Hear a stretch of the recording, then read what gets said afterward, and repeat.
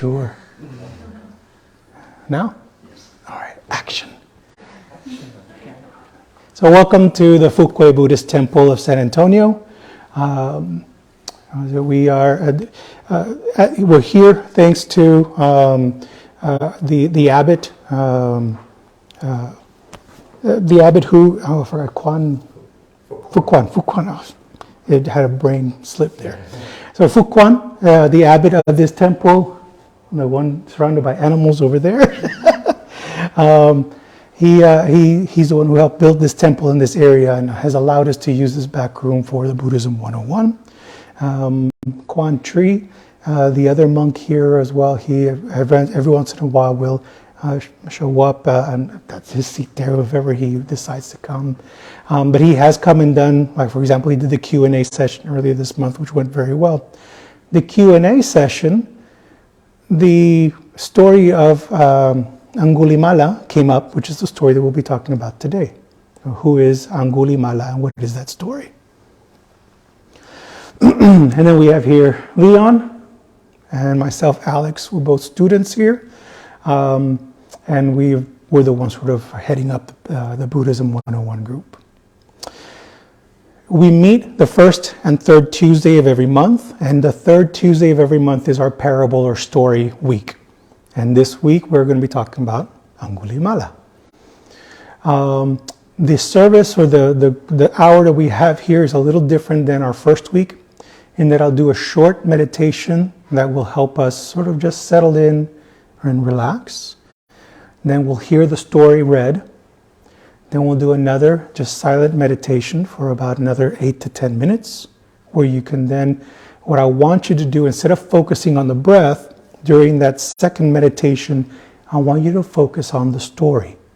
Focus on how it makes you feel. Focus on the thoughts that arise. If you want to, you can imagine yourself in the story. You can take the part of the different characters in the story.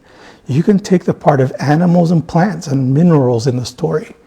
All right? And so the idea is that when you work with koans, when you work with stories, when you work with parables, the more that you allow yourself to just be with the story, allow yourself to immerse yourself in the experience of the story, things start to bubble up. You gain some new insights, new wisdom, make connections you hadn't made before.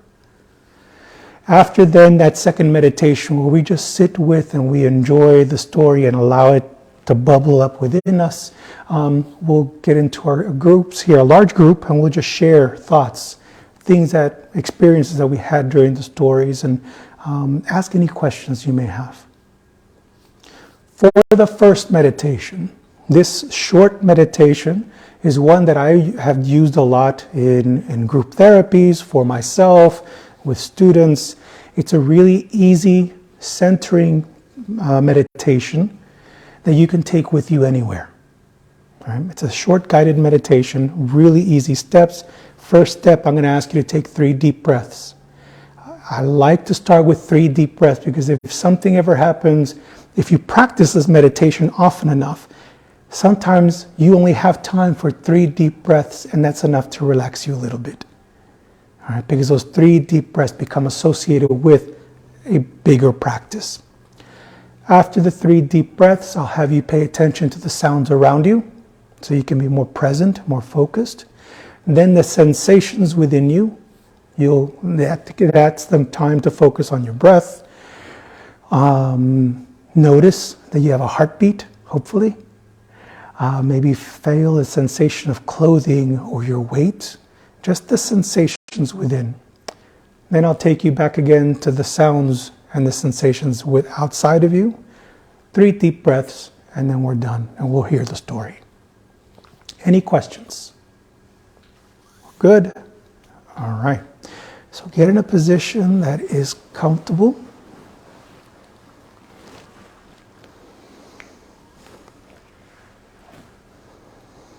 We will begin.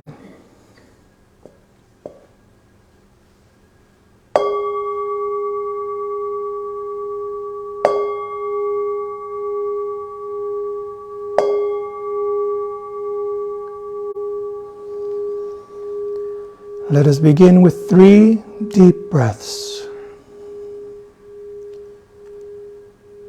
Each breath deeper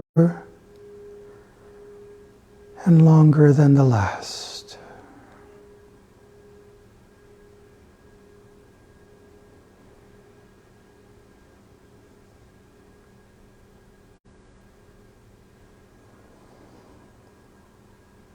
Now release the breath, allow it to move and flow naturally as you now begin to focus on the sounds around you. My voice, the air conditioning, the people around you, and the sounds from outside this room. Focus only on the sounds outside of you.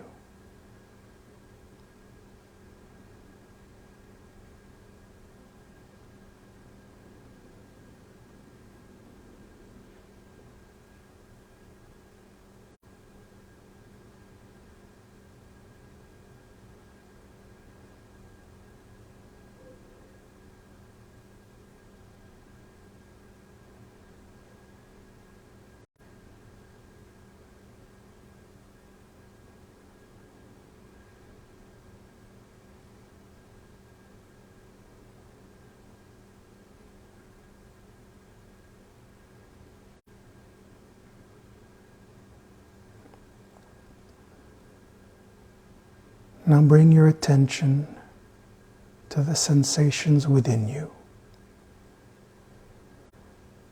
Your breath, your heart. Focus only on the sensations within.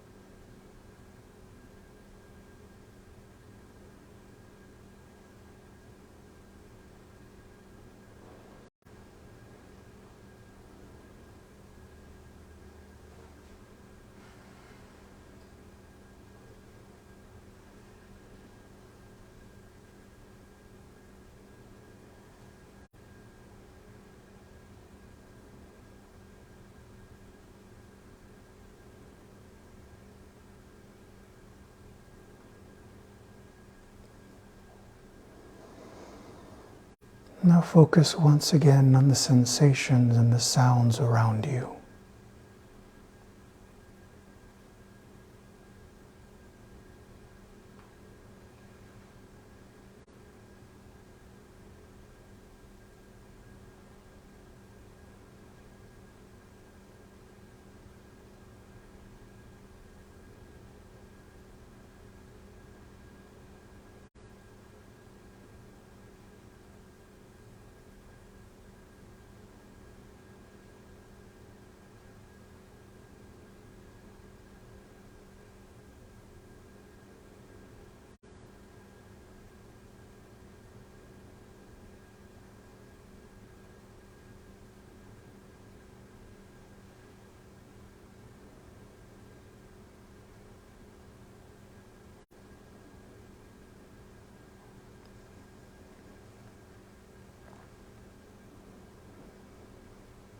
Now take 3 deep breaths. When you're ready, open your eyes.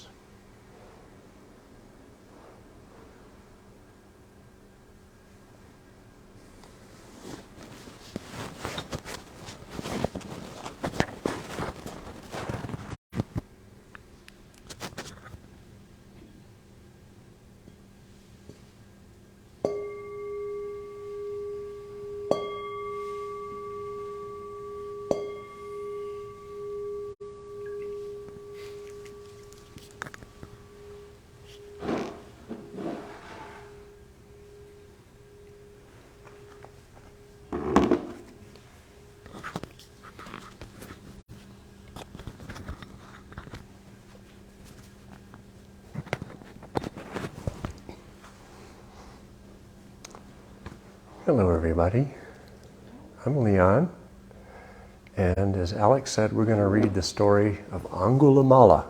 Say that 3 times real fast.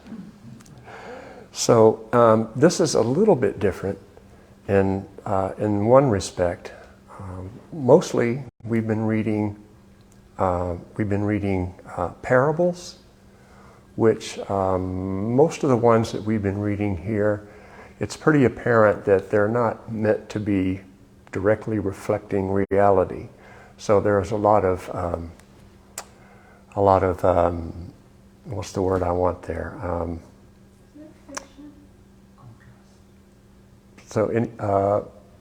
They would be more mythical, so to speak. So this is really a story that's been handed down that has, on first reading, you might think this is actual history, but I would suggest that you read it with the same kind of stepping back a little bit that we did when we were reading the parables. And so just give up the idea of trying to decide whether this guy is real or not. And we'll just go with the actions and kind of what the story tells us is really more important than whether he was a real person, historical person. So this is the story of Angulimala. Angulimala's original, the name he was born with was Ahimsaka. But the story will describe how he got the name Angulimala as we progress. The Buddhist scriptures relate that one day after his meal, the Buddha went out from the monastery where he was staying and walked towards a great forest. Seeing him going in that direction, various people working in their fields called out to him to warn him that in that forest dwelt the dreaded Angulimala. Little is known for certain about Angulimala, but the usual account of his life has him the son of a well-to-do family and at one time a brilliant student at the University of Taxila. That was then the Oxbridge of India. At Taxila, other students were jealous of him and succeeded in poisoning the teacher's mind against him, with the result that the teacher asked of him what he must have believed would be an impossible honorarium: 1,000 human right-hand little fingers. Unbelievably, instead of giving up and quietly going home without graduating, the young man set out to collect the fingers and pay the tuition. Presumably, he quickly discovered that people were reluctant to willingly give up their little fingers, and so he was forced to resort to violence and killing in order to obtain them. Then he found he had nowhere to store these fingers. He tried hanging them on a tree, but the birds stole them. So his solution was to string them around his neck. For this gruesome and growing garland of bloody fingers, he was nicknamed Angulimala, which means finger garland or finger necklace. This was the man who, peering out from his lair, spotted the Buddha coming towards him, and who that day had round his neck 999 little fingers. This powerful and athletic serial killer, who had already successfully resisted several attempts to apprehend him, grabbed his weapons and dashed out to murder the Buddha and complete his score. He expected to easily overtake him and quickly finish the job, but then a very strange thing happened. Even though the Buddha was only walking, serene and unhurried, Angulimala, despite his formidable strength and speed, found he couldn't catch up with him. Eventually, exhausted, angry, frustrated, and soaked with sweat, Angulimala screamed at the Buddha to stop. Then the Buddha turned, and with neither anger or fear, speaking quietly and directly, he told Angulimala that he, the Buddha, had already stopped. He had stopped killing and harming, and now it was time for him, Angulimala, to do the same. Angulimala was so struck by these words that there and then he stopped. He threw away his weapons and followed the Buddha back to the monastery where he became a monk.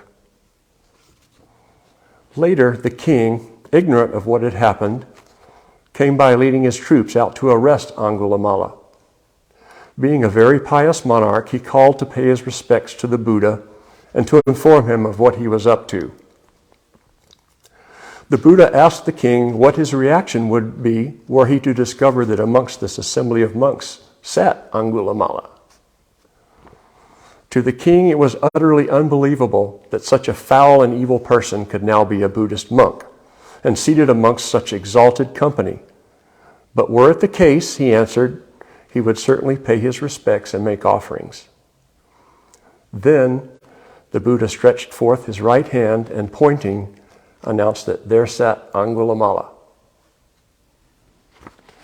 When he'd mastered his fear and recovered from the shock, the king, having paid his respects, said to the Buddha how incredible it was that what we have tried to do by force and with weapons, you have done with neither force nor weapons. In the course of time, after a period of some trial to himself, Angulimala did eventually succeed in purging his mind of all greed, hatred, and delusion, and realized for himself the Buddhist goal of enlightenment.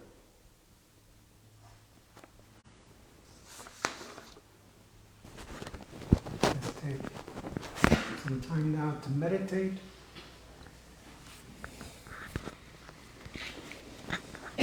Pay attention to the thoughts and emotions that arise as you listened to the story. And just let the story sink in.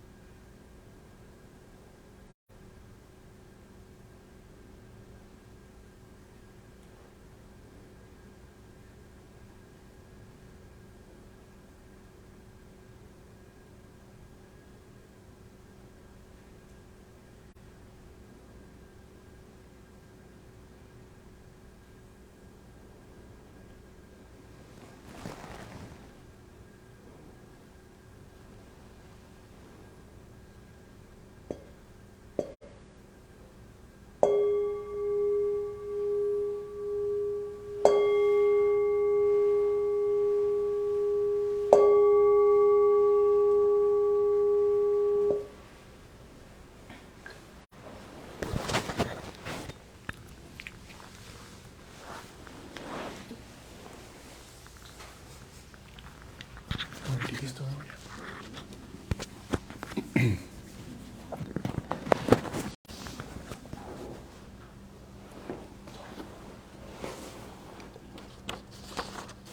All right, I will once again read the story of Angulimala. The Buddhist scriptures relate that one day after his meal, the Buddha went out from the monastery where he was staying and walked towards a great forest. Seeing him going in that direction, various people working in their fields called out to him to warn him that in that forest dwelt the dreaded Angulimala. Little is known for certain about Angulimala, but the usual account of his life has him the son of a well-to-do family and at one time a brilliant student at the University of Taxila, then the Oxbridge of India. At Taxila, other students were jealous of him and succeeded in poisoning their teacher's mind against him, with the result that the teacher asked of him what he must have believed would be an impossible honorarium: 1,000 human right-hand little fingers. Unbelievably, instead of giving up and quietly going home without graduating, the young man set out to collect the fingers and pay the fee. Presumably, he quickly discovered that people were reluctant to willingly give up their little fingers, and so he was forced to resort to violence and killing in order to obtain them. Then he found he had nowhere to store these fingers. He tried hanging them on a tree, but the birds stole them, so his solution was to string them around his neck. For this gruesome and growing garland of bloody fingers, he was nicknamed Angulimala, which means finger garland or finger necklace. This was the man who, peering out from his lair, spotted the Buddha coming towards him, and who that day had round his neck 999 little fingers. This powerful and athletic serial killer, who had already successfully resisted several attempts to apprehend him, grabbed his weapons and dashed out to murder the Buddha and complete his score.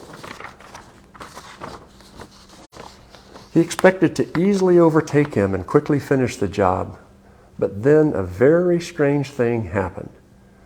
Even though the Buddha was only walking, serene and unhurried, Angulimala, despite his formidable strength and speed, found he couldn't catch up with him.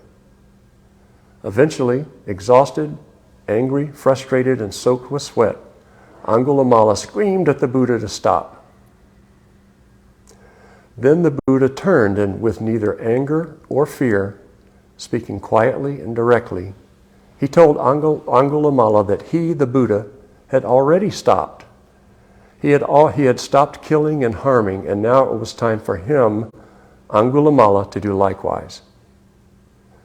Angulimala was so struck by these words that there and then he stopped. He threw away his weapons and followed the Buddha back to the monastery, where he became a monk. Later, the king, ignorant of what had happened, came by leading his troops out to arrest Angulimala. Being a very pious monarch, he called to pay his respects to the Buddha and to inform him of what he was up to. The Buddha asked the king what his reaction would be were he to discover that amongst this assembly of monks sat Angulimala. To the king, it was utterly unbelievable that such a foul and evil person could now be a Buddhist monk and seated amongst such exalted company. But were it the case, he answered, he would certainly pay his respects and make offerings. Then the Buddha stretched forth his right hand and, pointing, announced that there sat Angulimala. When he'd mastered his fear and recovered from the shock, the king, having paid his respects, said to the Buddha how incredible it was that what we have tried to do by force and with weapons, you have done with neither force nor weapons. In the course of time, after a period of some trial to himself, Angulimala did eventually succeed in purging his mind of all greed, hatred, and delusion, and realized for himself the Buddhist goal of enlightenment.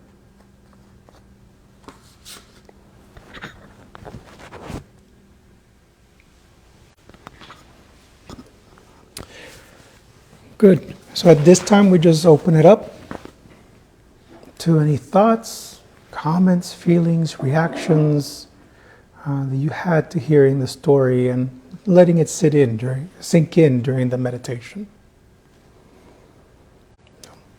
Floor is open.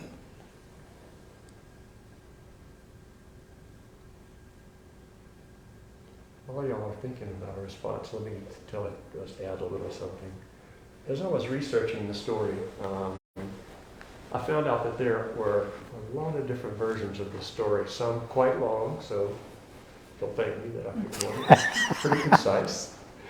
But there's a section that is included in some of them, and it turned out that it's called the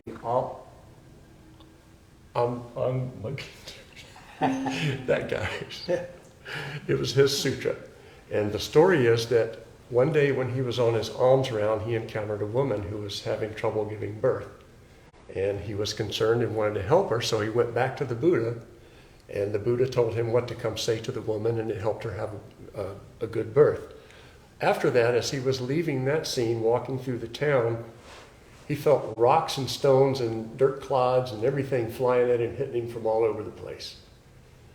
But he just kept smiling. And what the Buddha had explained to him was that even though he had become a monk and was approaching enlightenment, he still had the bad karma, and that karma was still coming due. And so he had to accept the results of his karma in order to neutralize it. So I didn't read that part, but it's an interesting part of the story. Thank you, Leon. All right. Who will be the brave individual to be the first one? I'm just curious about just one sentence stopped him, why, how? The Buddha's one sentence stopping Angulimala? Stop. Oh. That and the chasing for a long time. And that's another thing, but that could be. So, I don't know, there was something about the presence of the Buddha that caused this man who was so close to his goal. I just need one more little finger, and I have my goal, and I will show them. Why was that goal? Why was he collecting fingers as a fee? Or what was So the idea was that the teacher, and I've heard different versions. Okay. In our version, the teacher was trying to give Angulimala a task so horrible that he would never do it. He would just go away. He would just go away.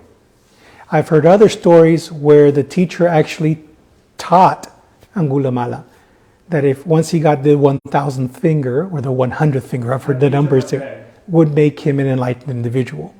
So that was bad teacher. Yeah, so a bad teacher. I hope that we can say that was a wrong teaching. Yeah. So there are different versions, but either way, the idea was that the fingers were supposed to be a horrendous, heinous act, and that by completing this quest, that he would attain what he most wanted. So it doesn't matter if it was 100 flowers or 100 fingers, he had to finish this quest to get what he wanted. Just the act of making it fingers makes it a very horrible act.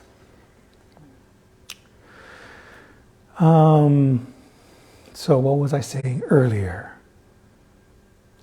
I'll skip. I was asking about the reaction of Angulimala to the words. Yeah, I remember now. And what I thought about was, I wonder what Angulimala thought when the Buddha was not afraid of him. I think that's the first thing that pierced his mind was, here's someone who's not afraid of me. Everybody else was terrified. All the people in the fields, don't go in the forest. They're all terrified of him. Even the king, with all his soldiers, was terrified of him still, even though he saw him as a monk. So that could be part of it. I like that. Think about a time in your life when someone reacted in a way that you just weren't expecting. Maybe they reacted with kindness, and that caught your attention. It's like, hey, this doesn't fit my expectation of what the world should be. I've heard the true stories like that. Like if you look into you eyes of the lion or bear or something, then they don't attack you. Means I've heard the story. But if you run, or it's the same thing with dogs. Like they will try to bite you. They sense the fear. So Yeah. yeah.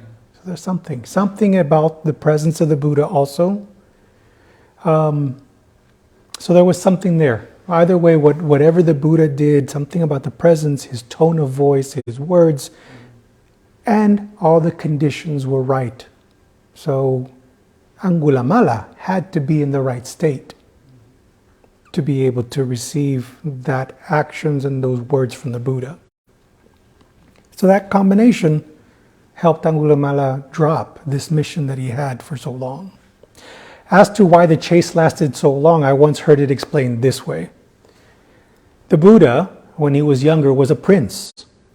Princes are trained for battle, are trained in the martial arts, are trained to fight. Angulimala was a scholar. And so the Buddha had enough training to, like a kung fu movie that we used to watch in the 80s, evade all the attacks from Angulimala. And so, but the story morphed and became more of the Buddha was just walking and Angulimala could never reach him. And so in the retelling of the story over and over again, things get changed. But if you look at historically where these individuals were, that part of the story starts to make sense. One of the versions I came across, they explicitly said that Buddha used his psychic powers. That he had the ability to have Angulimala believe that he couldn't catch him. Mm-hmm. But for whatever reason, he couldn't catch him. Good questions. And it kind of brings out this that when we work with these stories and these parables, we have to be careful not to take things literally, but try to get at what the underlying meaning was. All right, so something about the Buddha caught his attention. Angulimala just could not. Something was keeping him from achieving his goal. Whether it was psychic powers, Buddha's martial arts, or something in Angulimala that just was hesitant. He wasn't really wanting that 1,000th finger. Maybe we don't know, and that's part of what the work you do when you work with these parables. What possible explanations do you think happen? So other questions or thoughts or comments? Yes? I think I've heard this story before, but this time I found myself being angered by it. I did not like, it made me think about how people like, a young student, college student,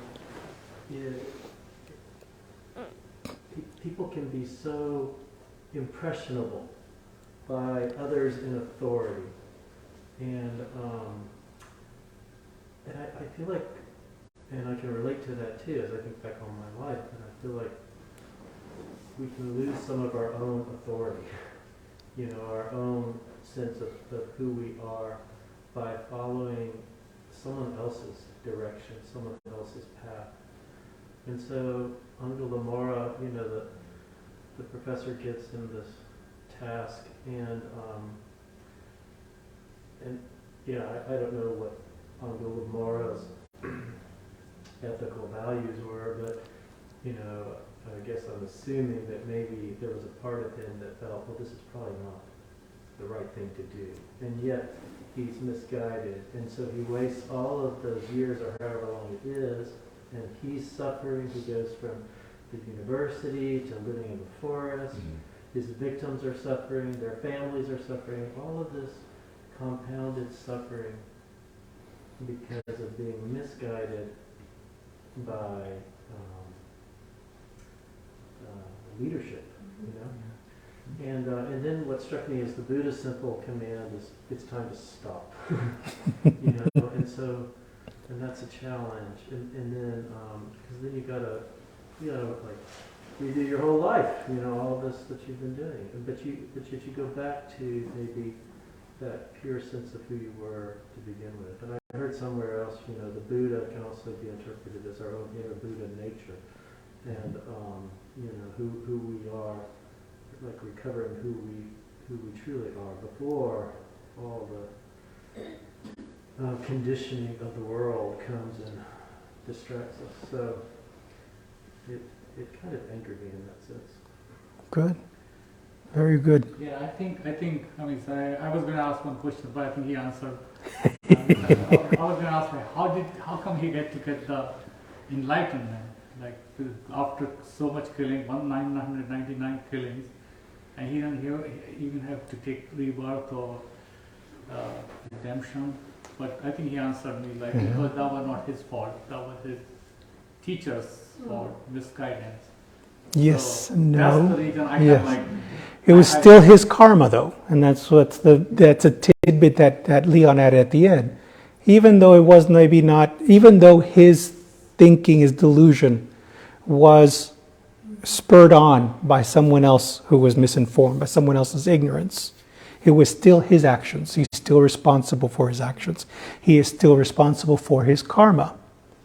And so the Buddha led him through, and there's more to this story, but we just don't have time to be reading the whole sutra here.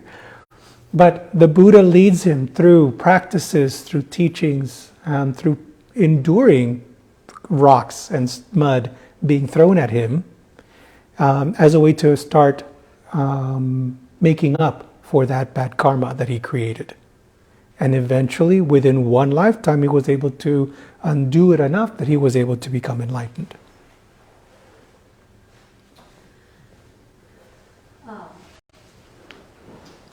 What you were saying about following leaders or authority or teachers. I know one thing that Alex says a lot in our group is that you give us the teachings, and what we do with that is up to us. If it makes sense to you, then great. If it doesn't, don't follow it just because you say it is so. So I think that's a lesson that in the story, that he was just following it because I guess his teacher, the authority was saying this is what we need to do, even though it really doesn't make sense. I mean, really. Yeah. It's really great that y'all picked up on that. One of the longer versions, they go into that a little bit, and they explain that he was, because of his nature, he was very obedient to figures of authority. Mm-hmm. And there's a lesson in that, like you said, there's a lesson right there. Right? Mm-hmm. So he was doing what he was told, right? Yep.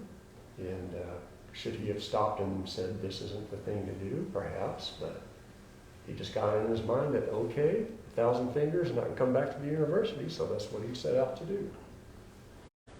That's how 6 million Jewish people died in Nazi Germany. Exactly. Yes. And so that's how a lot of suffering occurs throughout history, through the present moment, in the future. This blind faith. And so one of the things you'll hear me repeat it a lot, and you'll hear it in the sutras, the holy scriptures or the writings of Buddhism, that blind faith is not what the Buddha asks of us. Quite the opposite. He wants us to question everything. He's dead. He taught us to question everything. In the act of struggling with it, with pondering it, analyzing it, feeling it, we start making it and molding it into what works best for our path. And so there's this respect for the fact that each of our paths will be unique and individual.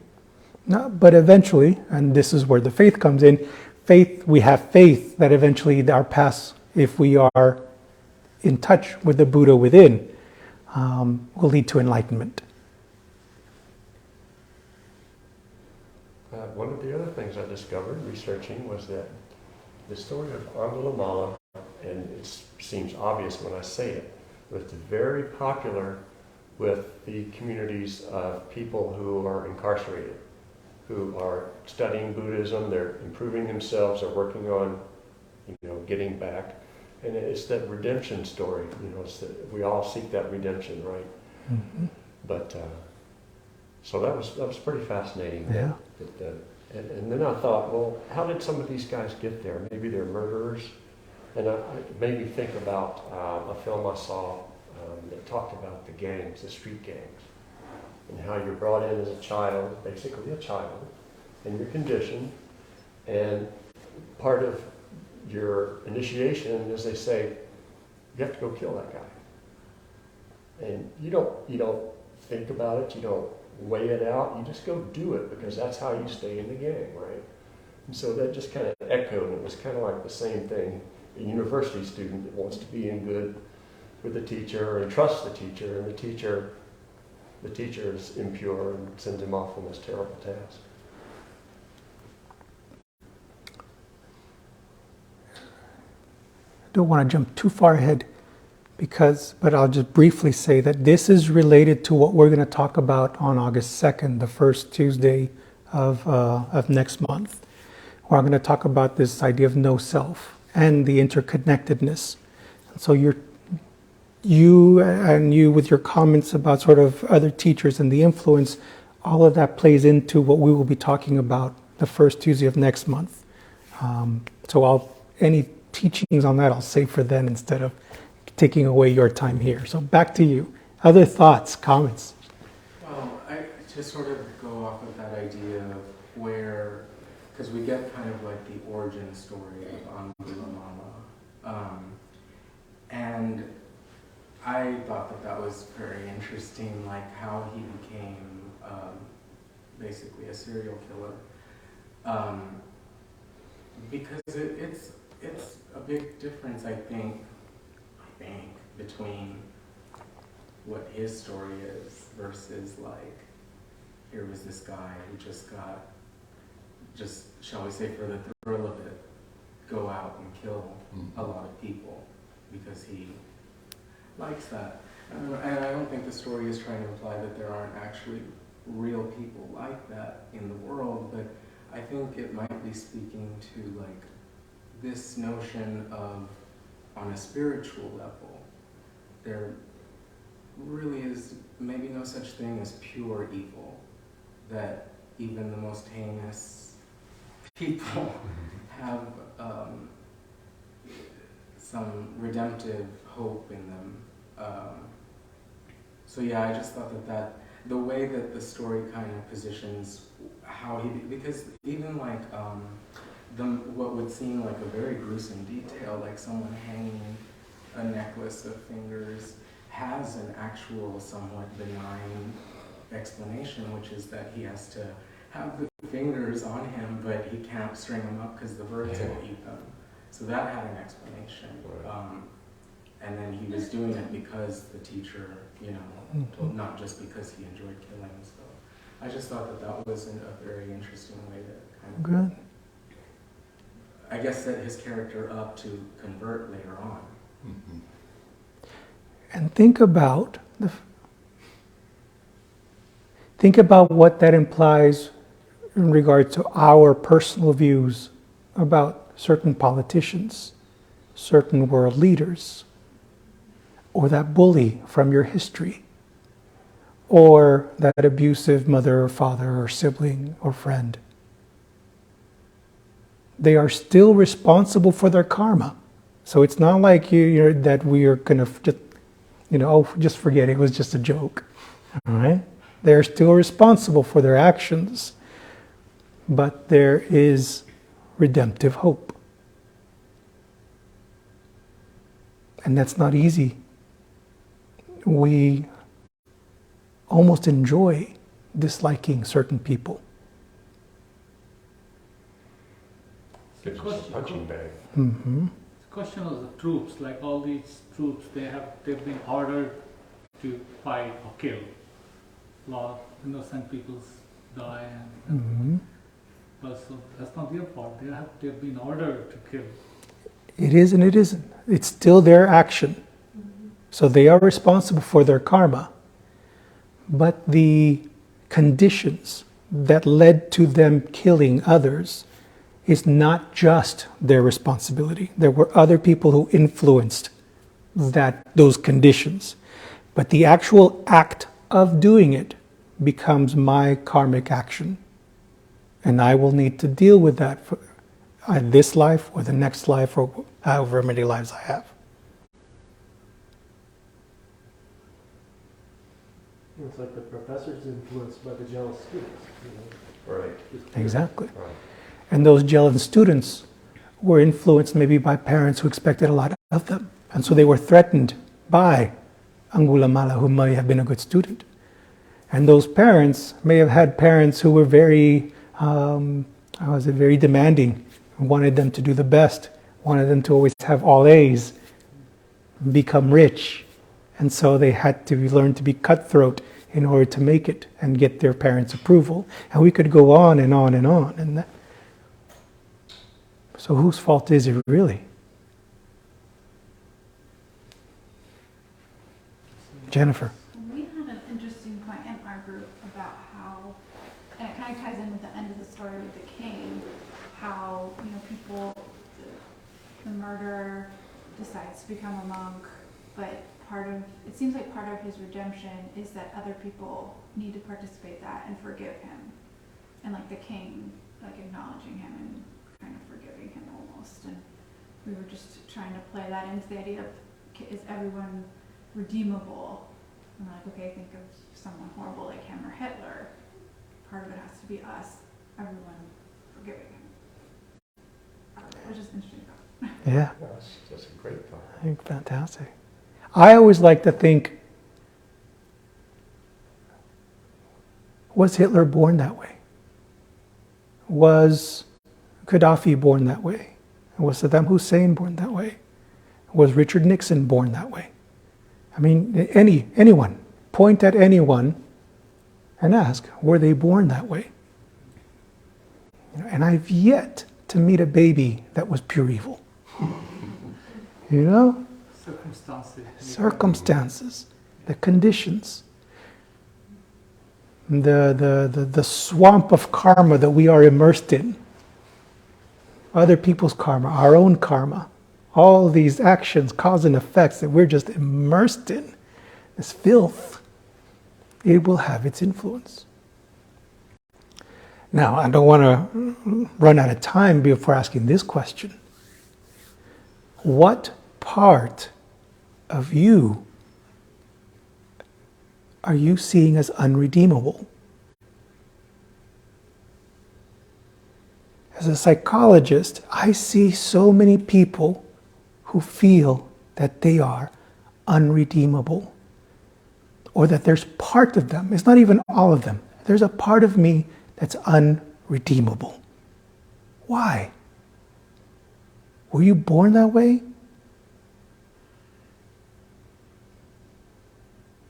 Who influenced it? Are you really unredeemable?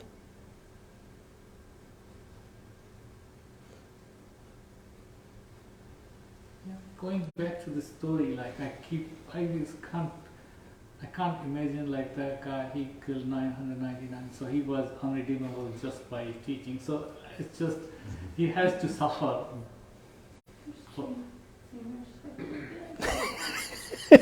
His little fingers. Yeah. Sorry, I didn't understand. Yeah. Yeah, so that's like, that seems that's what unredeemable Yeah. to me in this story. But yet it was. And yet he achieved enlightenment within one lifetime. Yeah, it's just,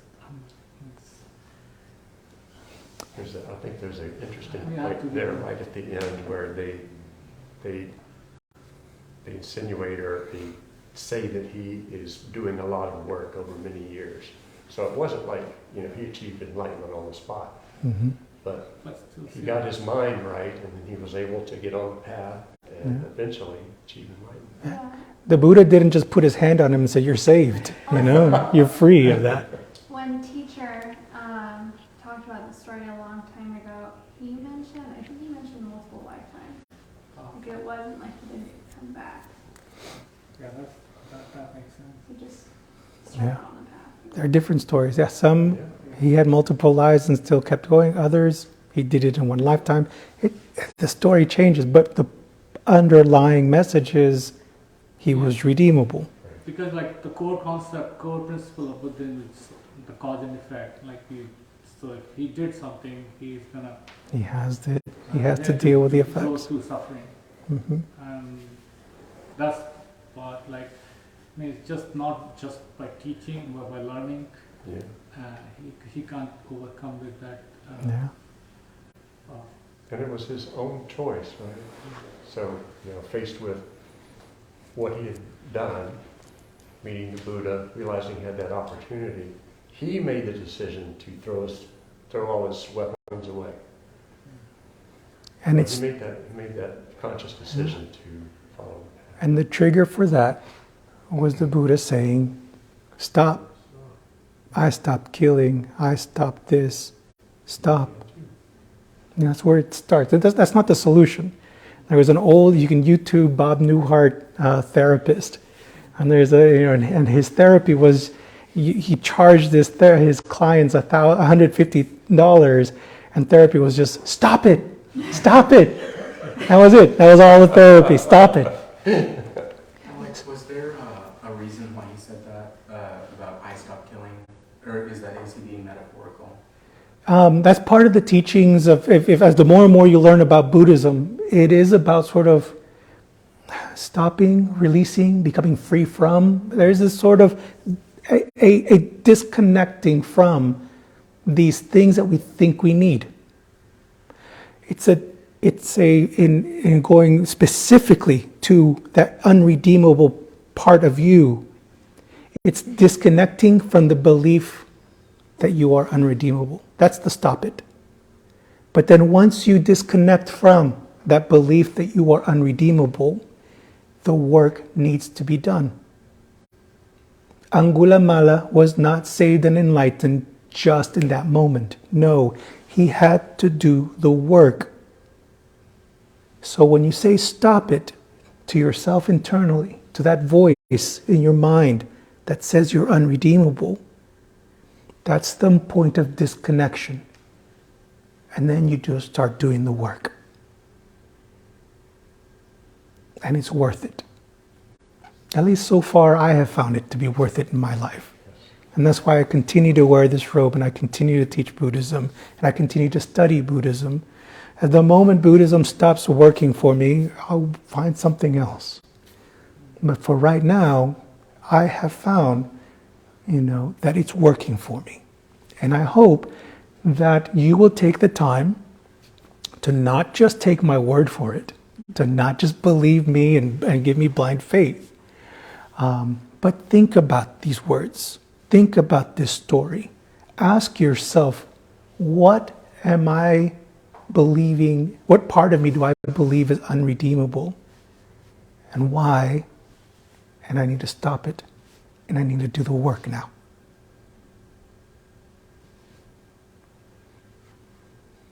Good. It's 7:30, so let's start wrapping up. So in 2 weeks, August 2nd, we will have a talk on the no self. I may end up doing it 2 first Tuesdays in a row because it's a pretty big topic. Heck, even 2 meetings is not enough for it, but I'm going to try. I will need a pretty good sized audience because one of the activities I'm going to do requires us to throw balls of yarn.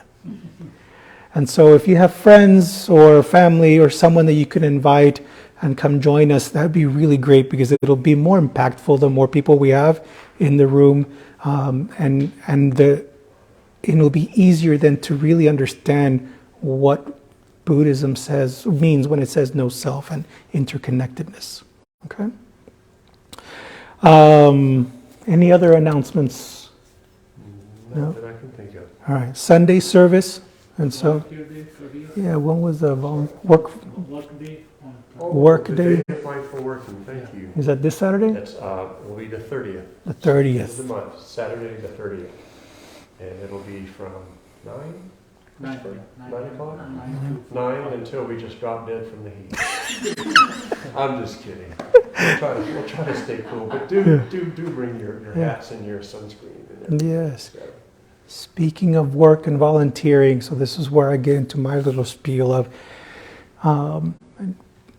this temple does depend on donations, and so if this is something that you find that you want to donate to, there are donation boxes outside. If you have other priorities for your money, then I ask that you donate time or talent.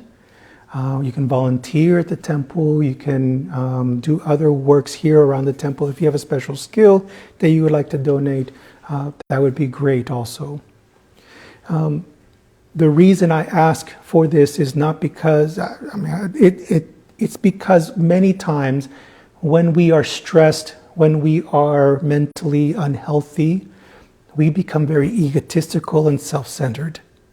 And so by donating money or donating time, then you become more balanced.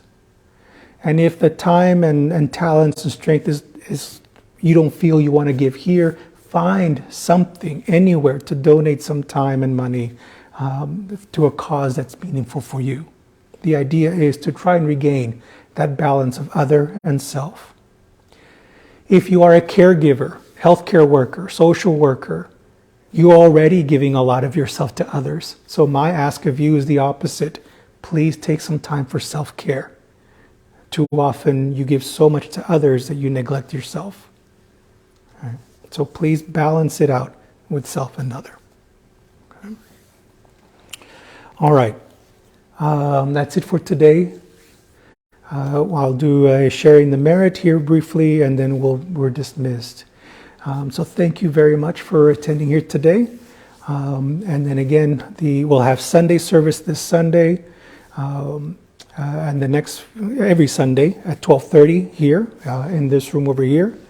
The day of volunteer work or mindful working will be on the 30th, 9 a.m. If you want to get here earlier, I'm sure they can find work for you earlier than that. And then the next Buddhism 101 meeting will be August 2nd. Same time, right here, 6:15. Okay, and try to bring someone so that the activity is a little more rambunctious and fun. All right, let me ring the bell and I'll share the merit here.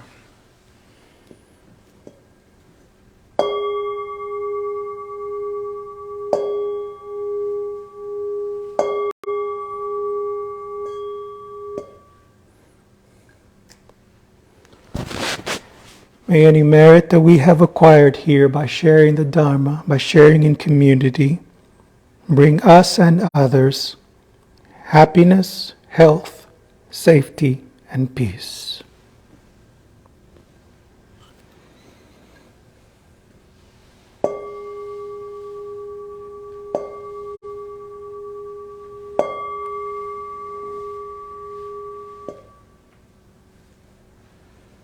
Thank you very much.